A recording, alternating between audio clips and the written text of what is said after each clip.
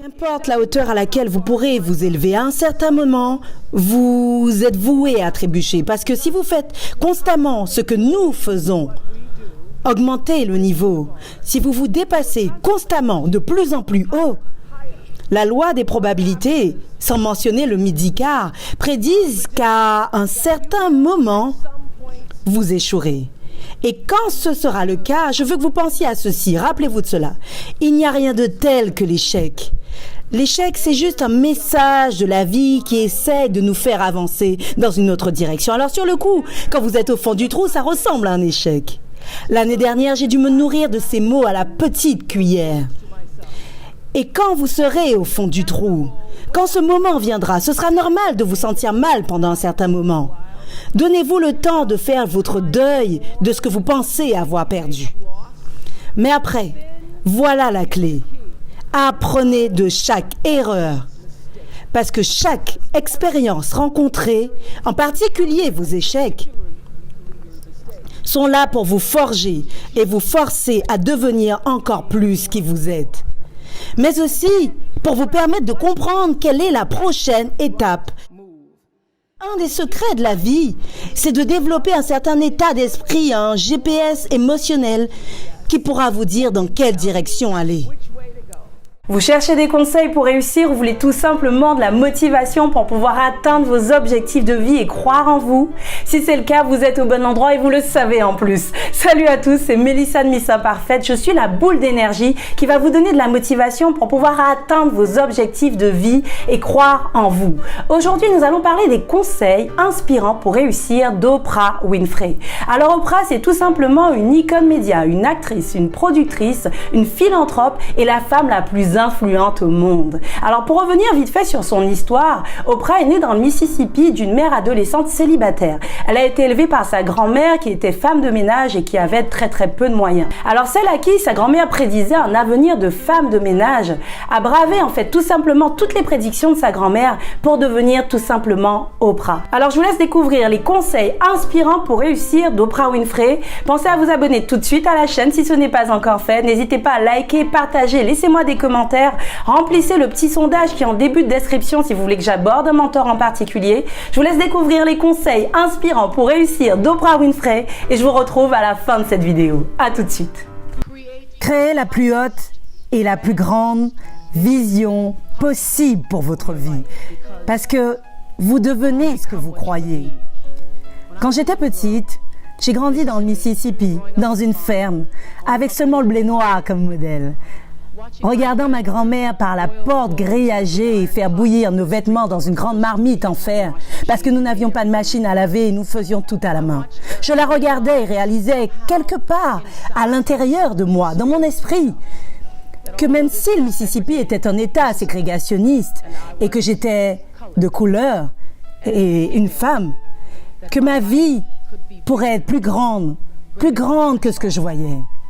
Je me souviens quand j'avais 4 ou 5 ans, je ne pouvais certainement pas l'exprimer, mais c'était un sentiment que je m'étais permise de suivre. Je me suis permise de le suivre parce que si vous me demandez quel est le secret de ma réussite, c'est parce que j'ai compris qu'il existe un pouvoir plus grand que moi-même, qui gouverne ma vie. Et dans la vie, si vous pouvez maintenir tous vos efforts assez longtemps, dans les bons moments et les moments difficiles, pour vous connecter à la source, je l'appelle Dieu, vous pouvez l'appeler comme vous voulez, la force, la nature, Allah, le pouvoir. Si vous pouvez vous connecter à la source et permettre à l'énergie qui est votre personnalité, votre force vitale, d'être connecté à une force plus grande, tout est possible pour vous. J'en suis la preuve vivante. Je pense que dans ma vie, le fait que je sois née à l'endroit où je suis née, à cette période, et que j'ai pu être capable de faire ce que j'ai fait, témoigne de la possibilité, non pas que je sois spéciale, mais que ces choses peuvent arriver. Je pense que la chose la plus importante pour aller de l'avant revient à ce en quoi je crois sincèrement, et c'est la capacité de chercher la vérité dans vos vies. Et cela va dans tous les sens du terme. Vous devez être honnête avec vous-même.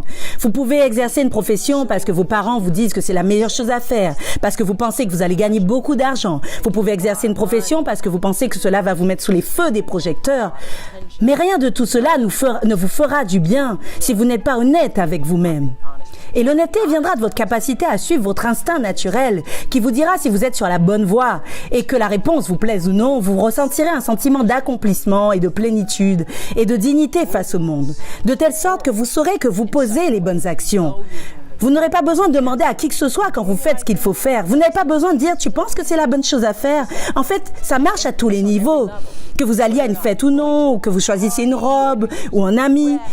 Si jamais vous vous demandez est-ce que tu crois que c'est la bonne chose à faire, il y a des chances pour que ce ne soit pas le cas. Il y a des chances que ce soit votre instinct qui essaye de vous faire vous poser la question à vous-même. Et dans ce cas-là, peut-être que ce n'est pas la bonne action à faire. Vous devez avoir une certaine vision pour votre vie.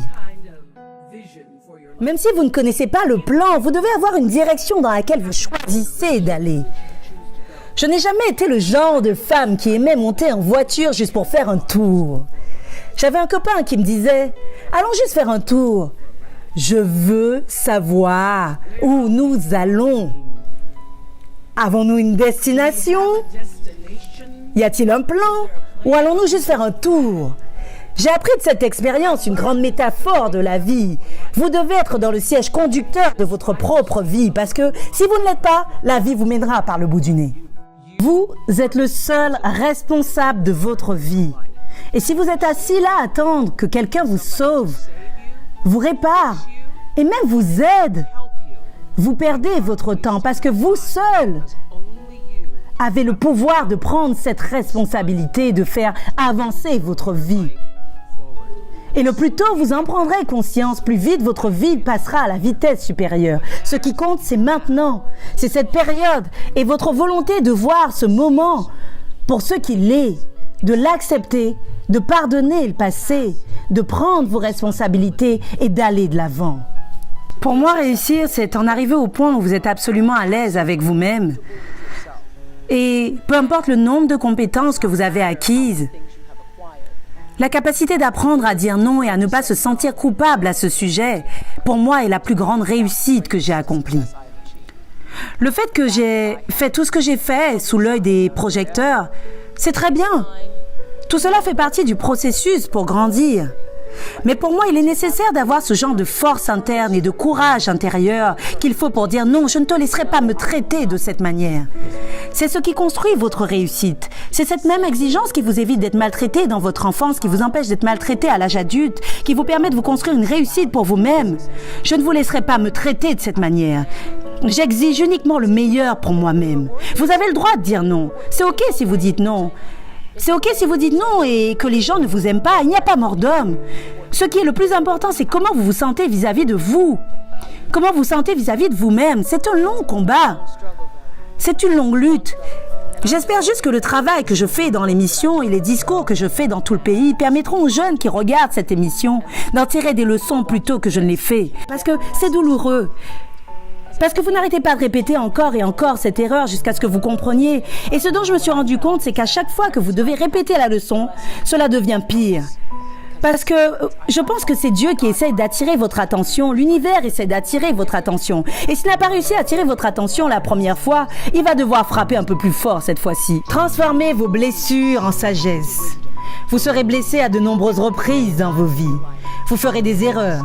Certaines personnes les appelleront des échecs.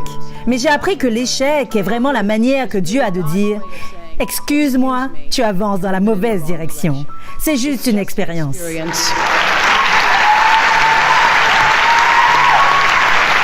Juste une expérience. Juste une expérience. Je me souviens quand on m'a retiré de l'antenne à Baltimore, quand on m'a dit que je ne correspondais pas aux standards de la télévision. Et j'ai utilisé ce qui a été une erreur, ce qui a été perçu comme un échec dans ma carrière de présentatrice dans l'industrie de l'information. Et en effet, une carrière d'animatrice de talk show qui s'est plutôt bien déroulée pour moi. Quelle est votre plus grande frustration à l'égard des jeunes femmes dans notre société actuelle? Ma plus grande frustration n'est pas seulement vis-à-vis des jeunes femmes. Ma plus grande frustration va aussi à l'égard des jeunes hommes qui pensent que, et j'observe beaucoup cette tendance avec mes filles qui sont à l'université, ils pensent que la réussite est censée se passer en un claquement de doigts. Ils pensent qu'il n'y a pas de processus pour y arriver. Ils pensent qu'ils sont censés sortir directement de l'université et se faire un nom. Et je reconnais maintenant que mon nom est une marque, mais j'étais réticente à l'idée d'être qualifiée de marque durant de nombreuses années parce que je me disais, je ne suis pas une marque, je ne suis pas une marque, je suis une personne. Mais je ne suis pas devenue une marque en essayant d'être une marque. Je suis devenue une marque de par chaque décision quotidienne que j'ai prise, en découvrant quelle était la prochaine étape, le prochain cap, ensuite le prochain cap et le cap d'après. Et donc ma frustration à l'égard des jeunes hommes et des jeunes femmes, c'est qu'ils pensent que tout est censé se passer en un claquement de doigts. Ils ne comprennent pas que c'est un processus. Réseaux sociaux. Vous ne devenez pas rédacteur en chef du magazine Vogue sans travailler. Et travailler encore pour y arriver. J'adore la théorie selon laquelle se cachent 10 000 heures de travail dans le parcours de tous ceux qui réussissent. Soyez excellent. Les gens le remarquent. Voyez comme cela attire votre attention quand vous allez au fast-food et que quelqu'un vous donne une serviette de table en plus ou de la sauce. Vous le remarquez. Vous voulez retourner voir cette personne. Parce que même au fast-food, l'excellence se manifeste. Soyez excellent. Laissez l'excellence être votre marque de fabrique. Tout le monde parle de construire une image de marque. Je ne savais même pas ce que c'était. Quand les gens me disaient « Vous êtes une marque », je disais « Non, je suis juste Oprah ». Ce que j'ai remarqué, c'est que mon choix, à tous les égards, dans tous les exemples, dans chaque expérience, de faire ce qu'il faut et de faire des choses excellentes, est ce qui a créé mon image de marque. Il y a des années, j'ai fait une pub pour Revlon, pour une publicité qu'ils avaient appelée « Femmes inoubliables ». Et ce que je sais, c'est que quand vous êtes excellent, vous devenez inoubliable. Les gens se souviennent de vous, vous vous démarquez. En prenant de l'âge, j'ai appris à apprécier le moment présent. Et je vous demande d'en faire autant. J'ai demandé et je demande à tous les diplômés qui sont ici présents, je demande à tous ceux qui me regardent aux États-Unis et à travers le monde, de faire juste cette seule action. Ayez un journal de gratitude. Et chaque soir, listez 5 choses qui se sont passées dans la journée et dans les jours à venir pour lesquelles vous êtes reconnaissant. Ce que nous allons commencer à faire, c'est changer la manière dont vous regardez votre journée et votre vie. Je crois que si vous pouvez apprendre à vous concentrer sur ce que vous avez, vous verrez toujours que l'univers vous met dans l'abondance. Et vous obtiendrez encore plus. Si vous vous concentrez et êtes focus sur ce que vous n'avez pas, vous n'en aurez jamais assez. Soyez reconnaissants. Ayez un journal de gratitude. Vous tous serez dans mon journal ce soir. L'univers essaie toujours d'attirer votre attention. J'utilise les termes l'univers et Dieu de manière interchangeable. Et parfois, ça commence doucement. Tout problème majeur que vous avez rencontré a toujours commencé par un chuchotement avant que cela se transforme en une tempête. Vous avez eu un caillou qui vous a frappé à la tête pour vous alerter, vous avez eu une brique, vous avez eu un mur de briques, vous avez eu la maison qui s'est écroulée et avant même que vous ne vous en rendiez compte, vous êtes dans l'œil du cyclone. Mais bien avant d'être dans l'œil du cyclone, vous avez eu de nombreux avertissements, comme de petits indices. Alors maintenant, mon objectif dans la vie, c'est de ne pas avoir arrivé jusqu'à l'œil du cyclone. C'est de faire en sorte de capter ces murmures, de les capter dès la première fois. Et pour les capturer, vous devez comprendre Je pense que la seule chose qui m'a permis d'atteindre un certain niveau de réussite sur les 2 plans, matériel et la réussite spirituelle, c'est ma capacité à écouter mon instinct. J'appelle cela ma voix intérieure. Peu importe comment vous l'appelez, l'instinct naturel, la puissance supérieure. Mais c'est la capacité à comprendre la différence entre ce que dit votre cœur et ce que dit votre tête. Maintenant, je suis toujours mon cœur. Même lorsque ma tête me dit « Oprah, c'est ça la chose la plus rationnelle à faire, c'est vraiment ce que tu devrais faire », je vais toujours écouter ce sentiment, ce ressenti. Je suis où j'en suis aujourd'hui parce que je me suis permise d'écouter mes sentiments. Beaucoup de gens se concentrent sur l'hystérie et la négativité. Mais vous devez rester dans la lumière. Une des raisons pour lesquelles j'étais très enthousiaste à propos du film Raccourci dans le temps, c'est de par le message qu'il porte. L'obscurité se répand si vite ces jours-ci. Vous devez devenir un guerrier de la lumière. Et la raison pour laquelle c'est si important pour moi, c'est parce que c'est comme ça que j'ai vécu toute ma vie. À chaque instant dans ce film, j'ai eu l'impression que je disais ce que je disais d'habitude. Et durant ces moments, l'obscurité est là pour vous montrer votre lumière. Regardez tout ce qui s'est passé récemment. Nous vivons sur une planète où l'obscurité et la lumière règnent. Qu'on soit clair, je ne me présente pas comme candidate aux élections. Mais si je me présentais comme candidate, et je dirais à quiconque se présenterait aux élections, ne donnez pas votre énergie à l'autre parti. Ne passez pas votre temps à parler de vos adversaires. Ne donnez pas votre énergie à ceux en quoi vous ne croyez pas vraiment. Ne passez pas une once de votre temps à ça. Écoutez-moi bien et rappelez-vous de cela, parce que cela se produira souvent dans vos vies. Quand des gens vous montrent qui ils sont vraiment, croyez-les dès la première fois, pas la 29e fois. Quand on ne vous rappelle pas, la première fois, quand vous êtes maltraité, la première fois, quand vous voyez que quelqu'un vous montre un manque d'intégrité ou de malhonnêteté, la première fois, sachez que cela sera suivi de beaucoup d'autres fois. Cela, à un moment donné de votre vie, reviendra pour vous hanter ou vous blesser. Quand les gens vous montrent qui ils sont, croyez-les la première fois. Et quand vous aurez fait tout ce qui vous est possible de faire, lâchez prise. Lâchez prise. Parce qu'il y a un plus grand rêve. Il y a un plus grand rêve qui vous attend. Qui attend que vous y sautiez à pieds joints. Que vous y preniez votre place. Votre vie est grande. Votre vie est immense. Et nous passons tellement de temps à vouloir être dans la vie de quelqu'un d'autre. Et vous n'honorez pas votre vie. Vous ne lui êtes pas fidèle. Vous ne la célébrez pas en voulant ce que quelqu'un d'autre a. Parce que ce qui vous a créé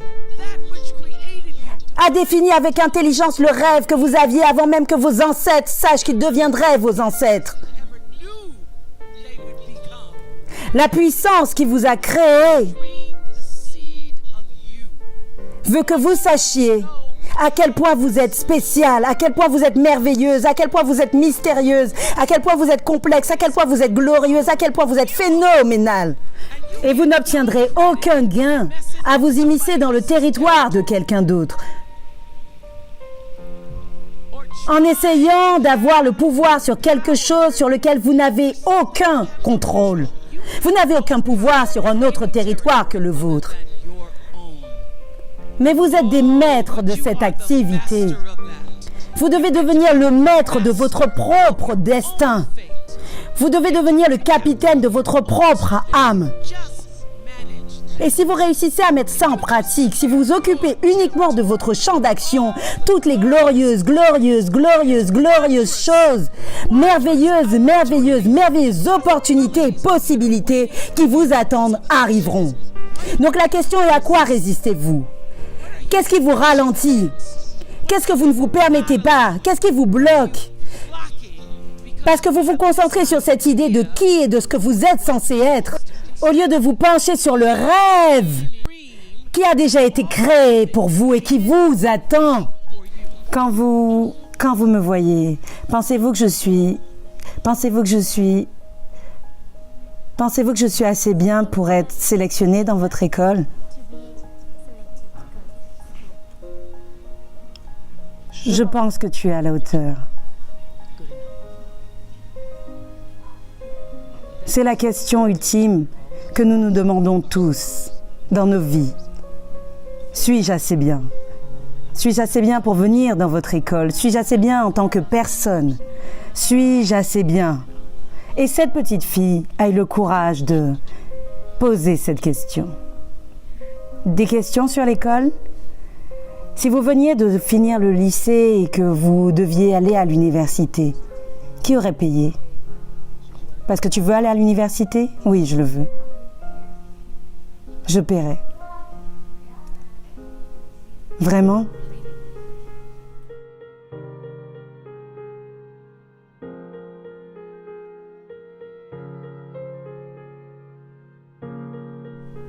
Je ferai en sorte que ce soit possible pour chacune des filles qui va dans mon école d'aller au collège ou à l'université de son choix, où qu'elle soit dans le monde. Alors j'espère en tout cas que cette vidéo vous a plu et que les conseils pour réussir d'Oprah Winfrey vous ont inspiré et motivé. Alors moi, ce que je retiens de la vidéo d'Oprah, c'est tout simplement qu'elle se met dans des conditions de réussite. Et cela m'amène à la question suivante. Qu'est-ce qui domine votre journée? Quelle influence contrôle et domine votre journée? Est-ce que ce sont les actualités quotidiennes? Est-ce que ce sont les mauvaises influences des personnes autour de vous? Est-ce que ce sont les souvenirs de vos échecs? Qu'est-ce qui domine votre journée? Et là où je veux en venir tout simplement, c'est que ce qui domine votre journée va affecter chaque centimètre carré de votre vie, chaque zone de votre vie. Et comme le dirait Oprah, une vie fructueuse n'est pas le résultat de la chance. Une vie fructueuse est le résultat de bons choix. Alors dites-vous que si les mauvaises choses peuvent autant impacter votre journée et votre vie, imaginez ce que peuvent faire les bonnes. Alors quand les fantômes du passé essaieront de dominer votre journée, je vous en supplie, laissez vos rêves dominer votre journée. Quand la peur va essayer de dominer votre journée, laissez les bonnes actions dominer votre journée. Quand la procrastination va essayer de dominer votre journée, laissez les petites étapes dominer votre journée. Et quand les querelles du quotidien essaieront de dominer votre journée, laissez la paix dominer votre journée. Alors dites-moi maintenant en commentaire, à partir d'aujourd'hui, ce qui va dominer votre journée. Alors j'espère en tout cas que cette vidéo vous a plu. Si c'est le cas, n'hésitez pas à liker, partager, laissez-moi des commentaires. Abonnez-vous tout de suite à la chaîne si ce n'est pas encore fait. Je tiens aussi à vous remercier, vous, ma communauté, de me suivre autant, de laisser des commentaires aussi bienveillants en fait et de me soutenir comme vous le faites. Ça me fait chaud au cœur. Alors je vous laisse avec un petit bonus à la sauce Oprah Winfrey et je vous dis à très vite pour une prochaine vidéo. Et n'oubliez pas, soyez vrai, soyez vous, soyez complètement imparfait. À très vite.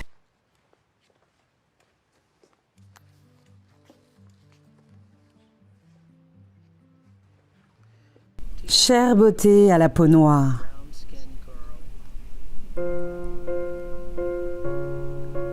j'utilise le mot beauté car je sais que cela n'a jamais été un mot que tu aurais utilisé pour te nommer toi-même. Je te regarde dans les yeux et je vois la lumière et l'espoir que j'avais sur cette photo. Tu es sur le point d'avoir 20 ans. Tu prends la pause devant la station de télévision où tu as été récemment engagée comme journaliste.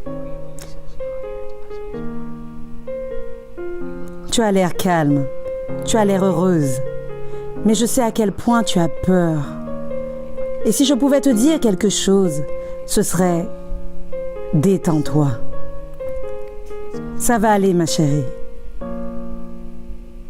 Tu es fière de toi, d'avoir obtenu ce travail, mais aussi incertaine que tu seras en mesure de gérer tes cours universitaires et un travail à plein temps. À faire les nouvelles, même si ta plus grande préoccupation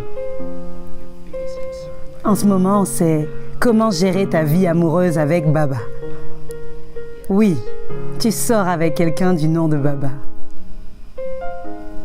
Et ce jour-là, tu l'as emmené dans les studios de la chaîne pour qu'il voie où tu travailles, en espérant qu'il serait fier de toi. Il semble peu impressionné, mais la vérité est qu'il est intimidé.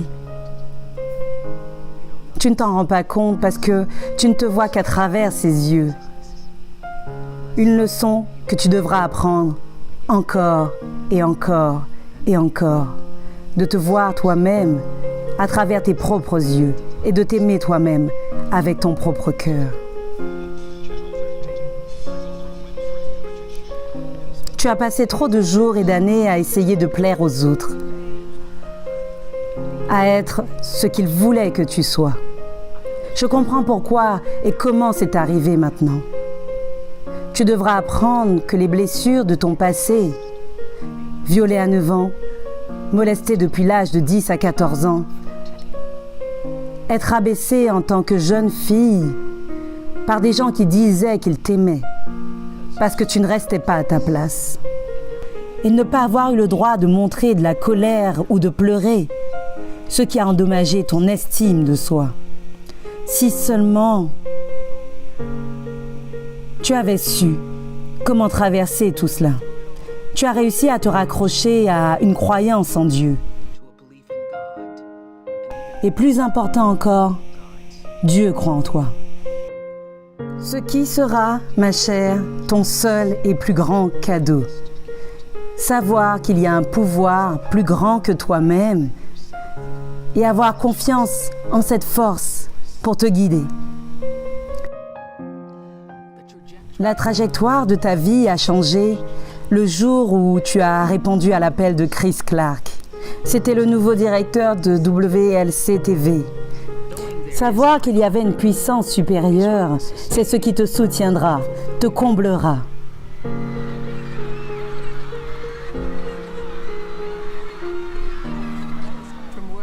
De là où je suis assise maintenant, en connaissant ton parcours, il y a vraiment très peu de regrets, ce qui veut dire qu'une vie a été vécue.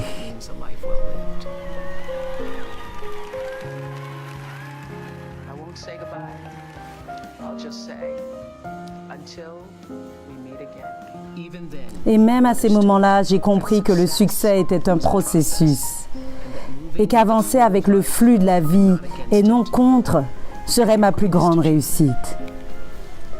Tu m'as rendu fière.